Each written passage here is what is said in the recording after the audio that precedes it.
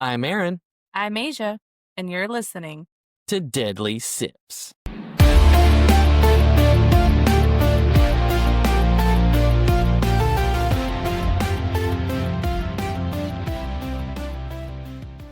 Bow, bow, bow, bow. We're back. Another week, another dollar. That's right. Money, money, money, money, Mr. Krabs. Awesome SpongeBob reference there. There we go. Yes. Never, ever a bad time for a SpongeBob reference. Never. Never. Classic. So many good quotes from there. So many. So, what was your week? It was good. First half sucked ass. But then over the weekend, I got to see a very good friend, or we got to see a very good friend who came and Yes, we visited did. us. And she made us cinnamon rolls. So shout out to our friend Michaela. She's awesome. Yes, those cinnamon rolls were amazing. Yeah, I had another one this morning. I did not. I think I just don't. You skipped out on the breakfast? I usually skip breakfast is my problem. What? I love breakfast. The most important meal of the day, kids. Eat breakfast. Yes. Yes. Give them that extra start to the day for sure. If you haven't yet, everybody, follow us on all those socials. We are on both TikTok and Instagram, Deadly Sips Podcast, and our personals are Asian Aaron. And if you feel so inclined, go to our Patreon. That is patreon.com/Deadly Sips Podcast. So official. I know. We're everywhere now. We're everywhere. Whether you like it or not. Yes. Whether you like it or not, we're everywhere. Gotta get out there. Gotta get out there. Well, that's enough of our shameless plug. So, this week is my turn for the interesting case / mysterious and macabre. But wait, we have to do our deadly sip first.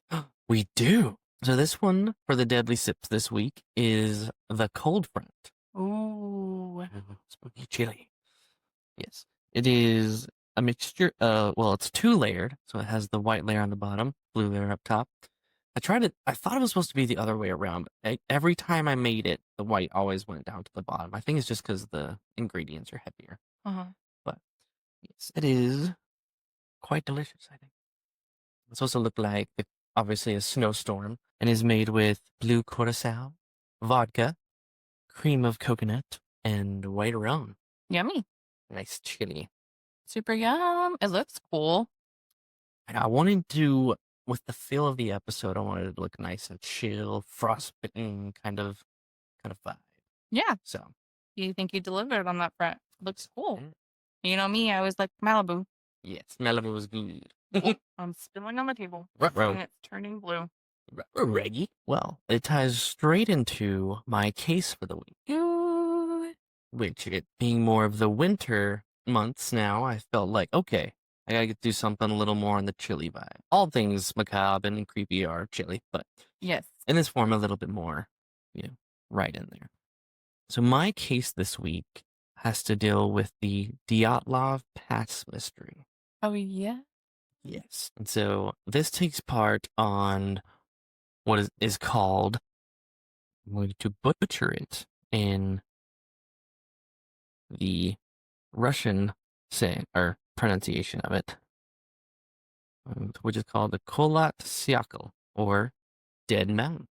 Okay. In January of 1959, a group of 9 young hikers, 7 men and 2 women, all students of recent graduates of the Ural Polytechnical Institute, set out to ski across the northern Urals, led by the 23-year-old radio engineering student, Igor Dyatlov. Of course, now named after for this pass. Their destination was Mount Ortorton, but their route would take them across across a little-used ridge in the Ural Mountains in the Soviet Union. So, the 9 hikers, whose names are Igor Dyatlov, Zenaida Kolmogorova, Lyudmila Zubinina, Alexander Kolevatov, Rustin Slobodin, Semyon Zolotaryov, Yuri Doroshenko, Yuri Krivonishenko, and Nikolai Thibault-Brignolin. A lot of Russian names. That is a lot of Russian names, a lot to get through. But I just wanted to, give more humanization to who these guys were. They were all in college together. They were out to do this hike, and the reason for this hike was to get their grade 3 hiking certification. So to do a grade 3, they had to trek outside their normal boundaries of what you would try to stick to when you would be hiking. So it had to be a very cold night. It had to be away from the tree line, because usually the tree line's more of the protection that you get when you're for instance, the cold weather. It blocks a lot of the wind. They had to be outside of that to get this kind of certification. And this was the place where they were to go, was Mount Horton, through the Dead Mountain.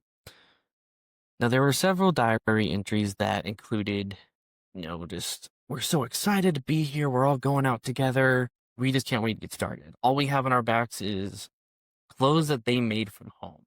Like, not something you just go to a hiking or a ski shop. They made most of the stuff. Why? I think just back then, maybe What year was this? 1959. Okay. Yeah.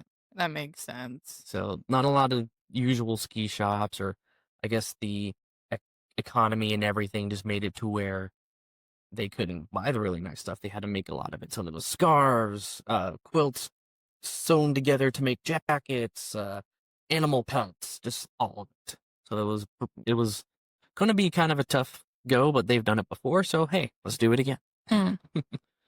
They traveled by train from Yekaterinburg all the way up into the first stop. It was a little village that was inhabited by the local native people there, and they were called the Mansi tribe. Their first stop was in this village where it was inhabited by the local natives of the Mansi tribe, which I will get into a little bit later, because they were also one of the theories that maybe how these people were found missing. They started from the village and they started out. However, a couple days in, on the 28th, there was a 10th hiker who was Yuri Yudin. So of the 9 that were the original ones that perished, but there was a 10th one that had to turn back due to an illness.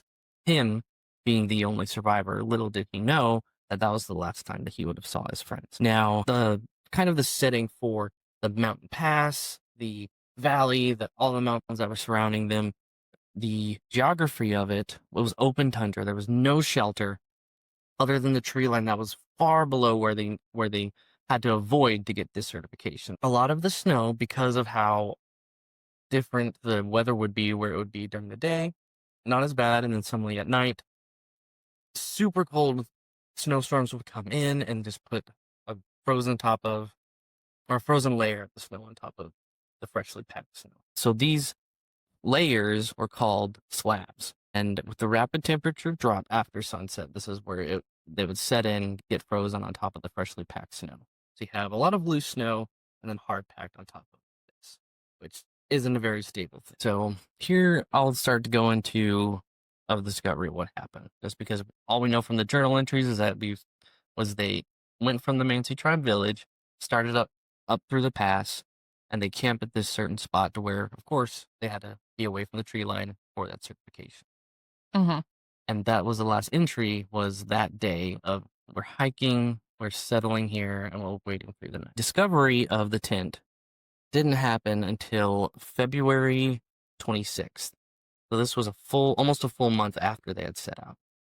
Because by the time that they were supposed to come in was about, I think this was the second week in February, around February 12th. They didn't report in. All of the family members were getting worried. And so they sent out the search parties on the 22nd. So it took a while to get the 12 days 12 after. days, yeah. That's a long time. It took them a while because I'd say the terrain was just insane. And then, of course, getting all the people that were able to volunteer for this. Mm-hmm. And so the tent was discovered on the 26th. This is where things start to get a little crazy. On the 26th, they found the tent, which the tent's condition was half collapsed and cut open from the inside. Okay, so someone tried to get out. Right. However, the belongings were neatly arranged inside. Nothing was thrown about, nothing was unpacked. all right there. What they found also was bare footprints. Not like a bear, like bear, but like with your shoes off, socks off, bare feet, footprints leading away from the tent. So without shoes. Yes, Just more like- simply without shoes. Yeah. They Yeah. had their bare feet in the footprint. Okay. Which in this type of setting, why would you go out in your bare feet? Yeah, that's weird. Like, something had to really set them off if you were to get out of that tent that fast and not even put on your shoes. It's true. And then to cut yourself out. Exactly. Now, this is where they find the first bodies. The first two discovered were Krivonishenko and Doroshenko under a cedar tree. I said they had the campsite was here, and then the tree line was at least half a mile down. So they had somehow gotten away from the tent and made it to the tree line. And the first two bodies there were caught under a tree. Near the tree, they found signs of what would have been like a fire pit. Okay. So they had tried to get warm after getting out, but why not make it back to the tent? Get warm. Everything's right there. Also, they cut it open. So they had to do what they could to get warm. Crazy thing was they found broken branches about 5 meters or 12 feet up. And so the signs that they had climbed the tree to get, I guess, maybe fresh firewood. I wouldn't think maybe the lower ones would have been fine, but maybe because of all the snow and the wind, the ones on top were probably the easiest. After that, they found technically 3 more bodies. The next 2 were Dyatlov, the lead hiker, and Kolmogorova, who was one of the females that were along. Kolmogorova was higher or closer to the tent than Dyatlov. There was quite a bit of a distance between the two. And strange things about their bodies was on Kolmogorova, there was bruises, or there was injuries to the face, the hands, and a bruise that was around her stomach. Weird. As if that she would have been hit by something. Wait, around her stomach? Yeah, around her stomach. Okay. Yeah, with just those few injuries, what do you think would have happened? No idea. No idea? Okay. So I'll keep going. Now, the third body that was found was Slobodan. And the crazy thing with his injuries was he was found with a fractured skull. Now, all these What? injuries just aren't, adding up to me. When I was first researching this, when I first heard about it, I'm like, okay, this is kind of weird. Like, what's going on? Why are all these different injuries? Yeah, you're like, did a fight break out? Did somebody go crazy and start beating up on everybody? Was it the Yeti? the Yeti? Or was it something that they found that they weren't supposed to and surprised the military? We'll go into theories later. Now, it wasn't until 3 months later that they found the remainder of the bodies, the last 4. And they were found under 3 to 4 meters of snow next to the creek that was just past the beginning of the tree line. Now, their injuries is what the pathologist described as being hit by a car. What? So did they fall? I'm not sure. Like, what? Exactly.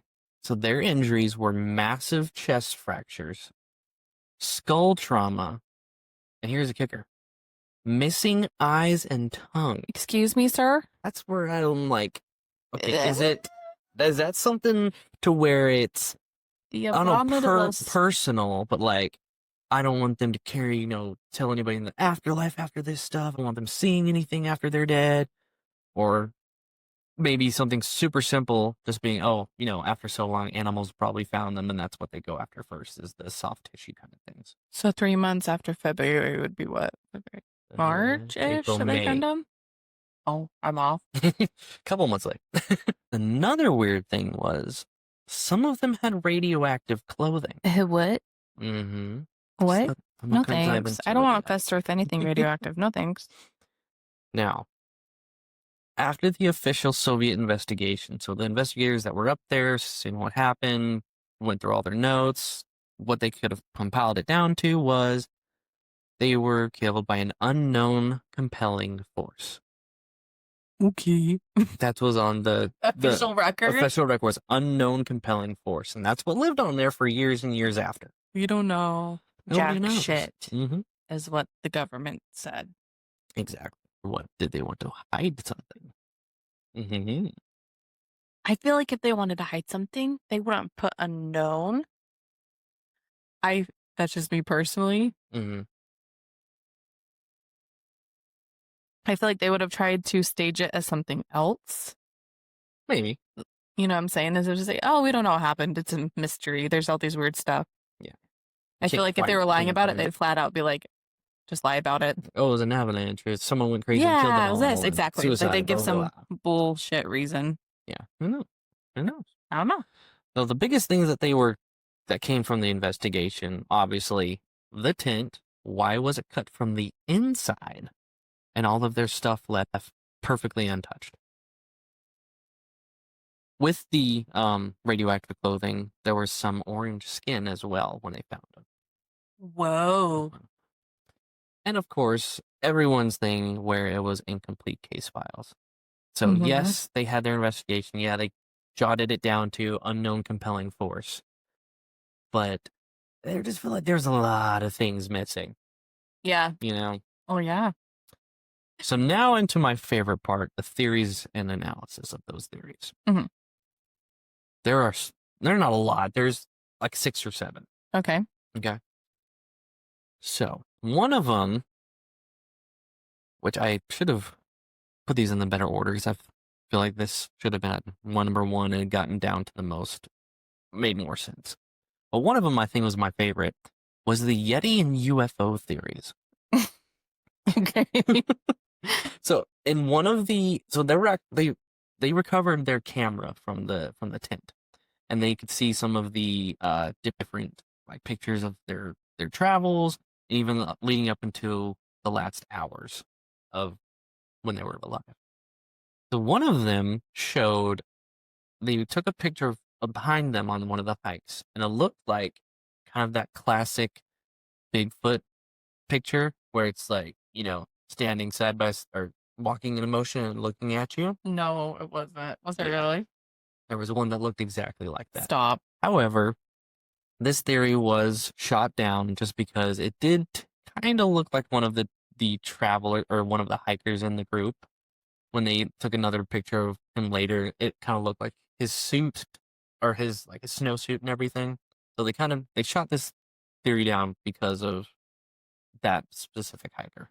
Okay. Great. I still think it could have been the Yeti, but that's just me. It's plausible. Exactly. I mean, I 100% believe in Bigfoot, so. I do too. The Yeti is just his colder cousin. Colder cousin. There you go. All right. Now, the UFO theories. In some of these pictures, they found strange lights. Like balls of light, really big bright ones. Some looked like they were zooming across, and that could have just been, you know, maybe they didn't get their camera lens off in time. They were shaking, the wind. Who knows what could have been, you know? But it's really weird, all these strange lights. This one was debunked due to the fact that a lot of them look kind of like what I said earlier, to where it looked like they were trying to get the lens off in time, but they accidentally clicked it, and so that's why that specific light showed up. Mm-hmm. Could have also been maybe even, you know, the northern lights that like they were really shaky and only picked up one big bright part of it, and so they did book that one from the UFOs. Unfortunately, sorry UFO fans. Another one was the Mansi tribe attacked them. So when they were going through the tree line, when they found the bodies and everything, and along the way, they found runes that belonged to this specific tribe. So they were thinking maybe they went through a sacred place and they, you know, maybe they didn't think they were desecrating it by just walking through, or they did desecrate it. And so the Mansi tribe killed them. Okay. This was debunked because the first ones to volunteer to help find the hikers were the Mansi tribe. But isn't that a... Do you know how many episodes of CSI? That can also be a tell. Yeah, it's like, oh, let me help. I will definitely help you and figure out what's I will going do on. whatever. I'm not saying that they did. That's not what I'm saying, or I'm blaming them. I'm just saying, that particular thing. It's a classic TV Yes. scary kid, like, oh, I will absolutely help in any way I can. Yeah. Anyway, that is all. Exactly. Also, in I think it's Expedition Unknown, I think is the name of the TV show.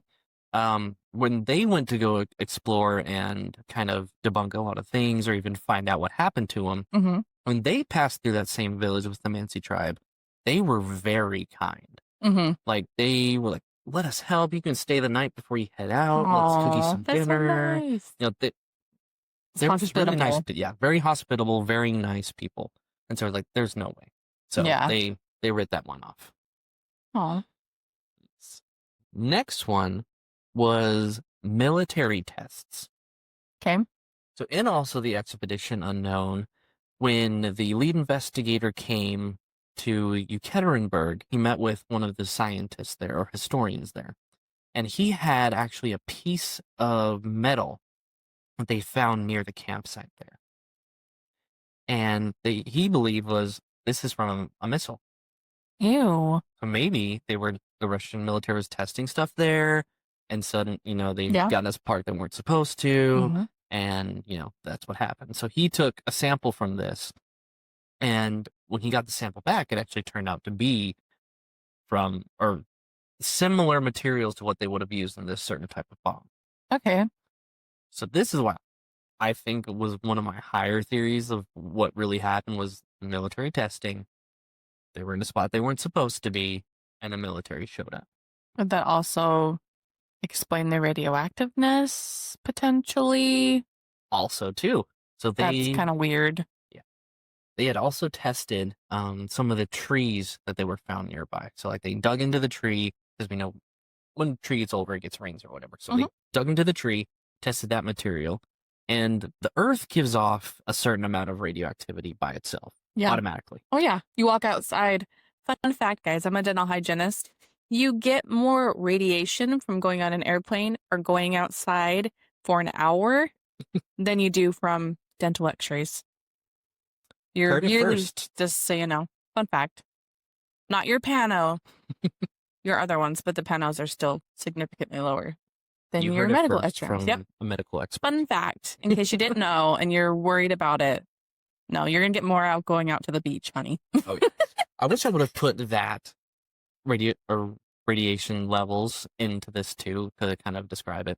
But anyway, the normal radiation from Earth tops out at 0.5. Okay.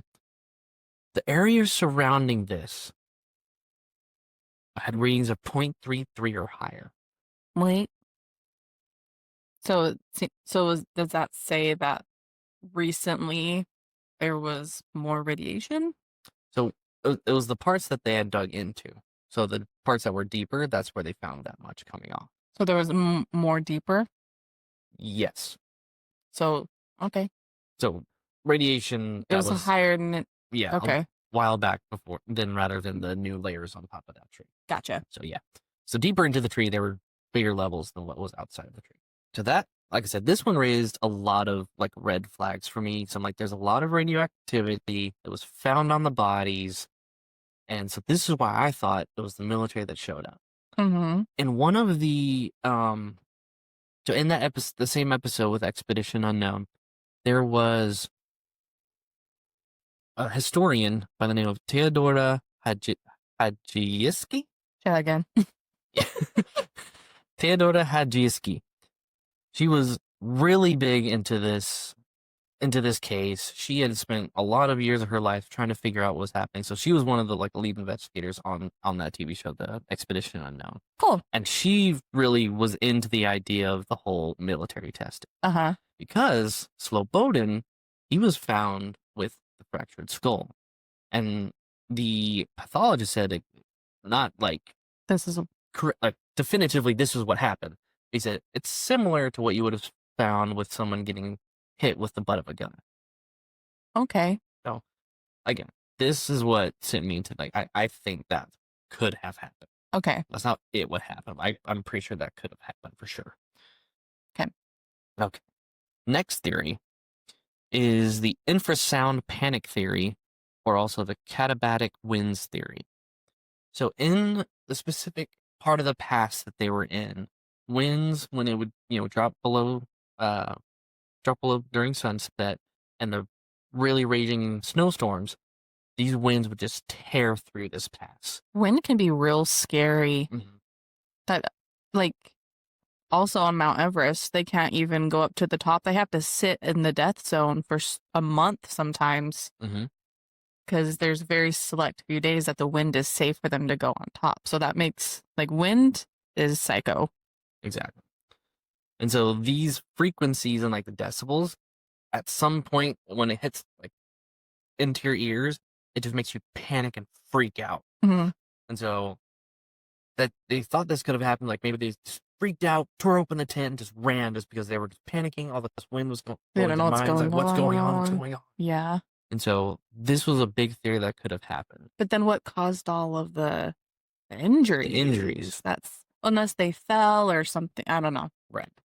All the things that could have been around that, they could have fallen, avalanches, yetis, anything. All the things. Or it could have been military testing of those frequencies that made them freak out, and then, yeah, that's when military A plus showed B up. equals C. Yeah.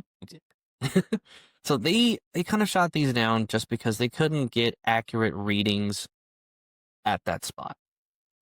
Or they would try it a couple of times, it just didn't add up. Mm-hmm. Last theory, which scientists believe that could have been pretty accurate because of the layers I was talking about earlier, where there was the fresh powdered snow, and then it would freeze over and you have the slabs on top of it, was the slab avalanche theory. Ooh. So this is when, something, since they dug into the snow a little bit to make their tent, they could have set something off and made that slab shift down and get on top. Oh. There was another reason where this one wasn't so thought after as the biggest theory, was because you need a steep incline. Well, for a regular avalanche, you need a steep incline. Yeah. You would need at least, I think it was... Snow's gotta fall. Yeah, at least 45-ish degrees, something like that. And the max that this got to was 20 to 25, which made the slab theory more plausible rather than a regular avalanche. Yeah. A regular avalanche, like I say, you need a pretty steep go down and to roll on top and everything. Which they did find snow on top of the tent. So we're like, oh, it could have been an avalanche. So they shut down the regular avalanche theory because of the certain incline. Mm-hmm. But that's when they brought in, okay, maybe it was the slab avalanche. Okay. Because of the shifting and everything, and this can happen. Which explained, the tent damage, and then the sudden need for escape is like, oh crap, something's happening, we gotta get out of here. Gotta get that natural disaster. Which, cutting up a tent, running out without your shoes, when something's going on, you kind of just don't think straight sometimes. But would that cause all of their injuries? Yes. Okay. So, the Francis Slobodin, who had the fractured skull, could have been a rock mixed within the slab, or the slab itself, a hard part smashed up right on his head. Okay. And the same thing with the horizontal bruise on the other girl. Mm-hmm.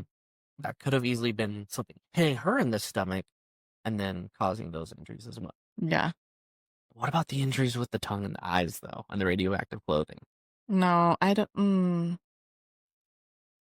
Right. That I don't know. That's why I just kept thinking, I was like, it's gotta be something personal or so you weren't military testing. I wasn't convinced with what that episode had to say. Yeah. Okay. So I was just still. Well, radiation levels don't necessarily mean anything, right? Because you can just be. You never know what your government's doing. Fun fact: we lived for the longest time. I grew up in southern Utah, and back in the day, they did a bunch of nuclear testing, and my grandmother got breast cancer because of all the radiation that came over from that testing, and they didn't know about it, and a bunch of citizens were affected. Mm-hmm. So it's more, I feel like the radiation doesn't necessarily mean causation to anything direct, but to me, the eyes and the tongue is weird. Yeah. Because you said they were cut out? Yeah, they were like they were specifically. ripped out or like taken out. That's Yeah. weird. Yeah.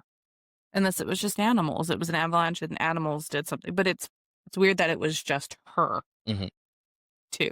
Yeah. Specifically. So, yeah, with all the different things, like I was just thinking, no, this can't be it. It was totally military and everything. Like this is what happened. And another thing that kind of half military, half kind of within themselves was that it could have been like bio because of like the gray or the orange skin and the different discolorations. It could have been military, you know, practicing with biochemical weapons, and they like exploded near there, which could have Yeah. explained that slab that they found. Okay. And they ingested something which made them go crazy. Mm-hmm. And then maybe, they were fighting themselves off and it was down to the last few and they just kill each other. Mm-hmm. That was another reason I was thinking. It's like, it's got to be something along those lines.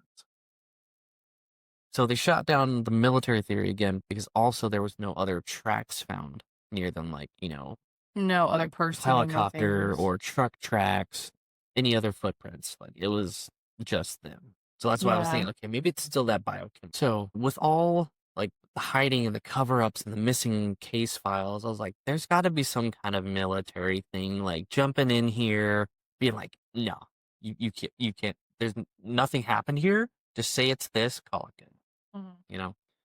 And there was a note found. So toward the end of this expedition, unknown, there was a letter brought forth from the lead investigator. Okay.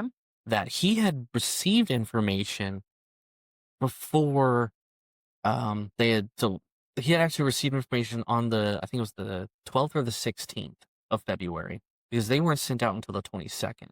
Like, why was there so much time in between him getting the letter and then them finally sending out a search party? Like, was he covering it up? Did they have to wait so long for the military to get out of there and say, okay, now you can go and go search for the bodies? Like, that's what he got a letter from who? I can't remember who it was addressed to, but he had written down this date, the 6th, it was like 12th or the 16th, and signed it. So it was authenticated. Like he wrote this. About? Of the information that there were missing hikers. Oh, okay. It wasn't anything in there saying that we covered it up or, hey, this person told me to come back on it. But the dates and the signature on there confirmed that he knew about it before the search party was sent out on the 22nd. Yes. Sorry. No, that was a lot of words. A lot of words. A lot of words to explain, basically. There was information found. I was like, you lost me in the first. Okay. I need to get better at my storytelling. No. I do the same thing. I get really excited. Yeah. And it's like, take a few deep breaths. Mm-hmm. Yeah. Okay. So he sent a letter out to somebody? Yes. Okay. About this incident that was dated before, like 6 or 7 days before they sent out the search parties. Okay. So with the missing case files, that new letter being brought forth was their cover up. Like he got the letter. Maybe it could have been to or from the military, so they could get everything out that they needed to. And then they're saying, okay, now you can go search. Like maybe that was what was going on. That's why I was like, there's got to be some kind of military involvement in this. At least my theories and everything. Yeah. All right. After everything was said and done, because this episode was done, I think back in 2021, 22. Yeah. There was new evidence found. Ooh. In 2023. I like new evidence. Yes. It's great.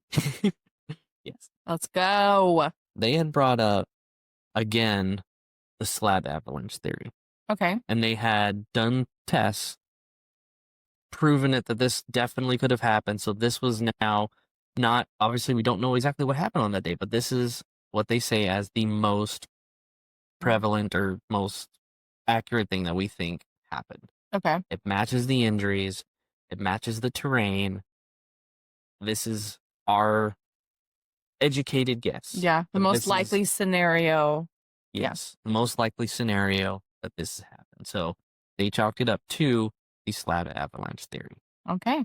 because of the shifting, because they disturbed the snow, how that specific one bruise that was on the one hiker, it could have just been the slab hitting her, and same thing with this other hiker with the skull. fractured skull. That's what's happened. Okay. And so I looked it up. I looked up that theory. I looked up the science behind it. I just still wasn't sold. Really? So I looked into it a little bit deeper because I wanted to know about the radiation and everything. So military testing, of course, could have made the radiation, at least in the terrain, that kind of levels. The two that were found with the radioactive clothing, because it wasn't all of them that had it, it was two specifically. Weird.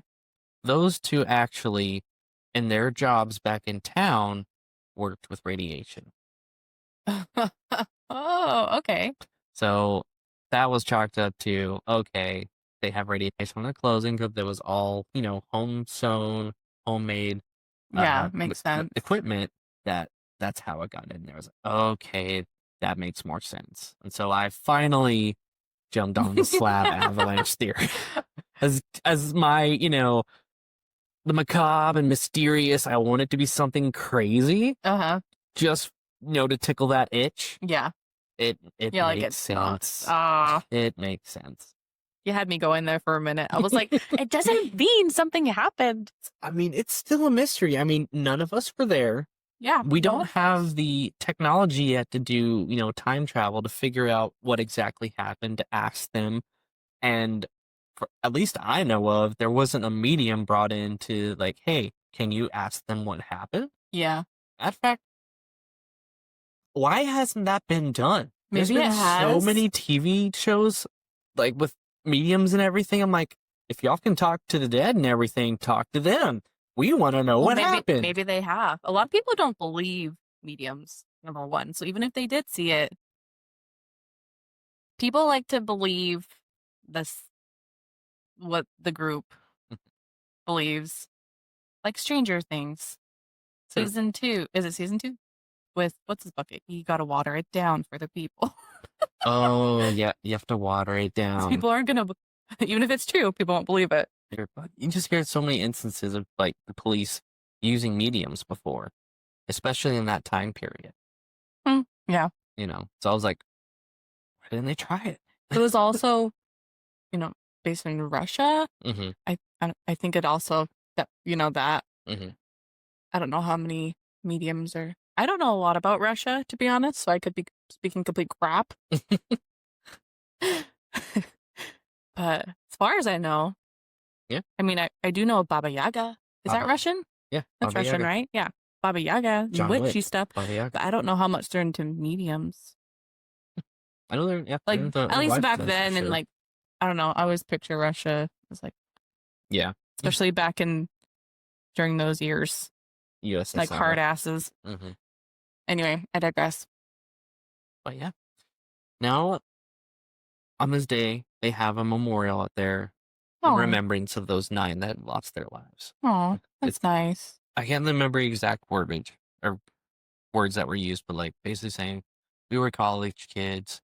We had our whole lives ahead of us. We were in the search of something great. Like remember us.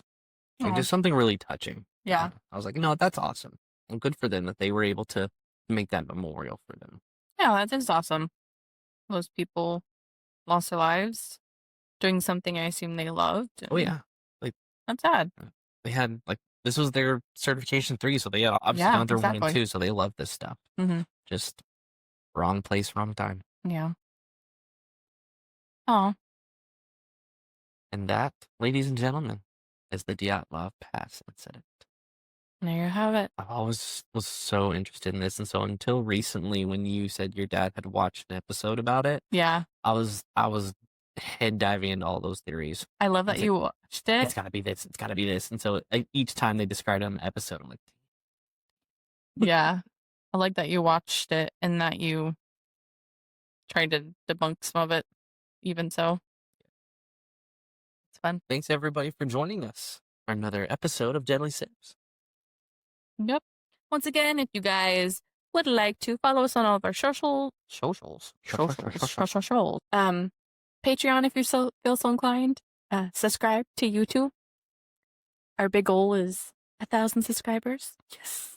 The big 1000. Mm-hmm. We have a lucky 18 right now. Ooh. And we are so happy you're here with us. Thank you for being here. We appreciate you. We see you. We feel you. We hope you always have coolest of pillows. the warmest of cinnamon rolls. Oh, obviously. Unless you like cold ones, then I'll be to them cold. Yeah, obviously. That's what they're here for. Well, guys, thanks for being here. And sip carefully.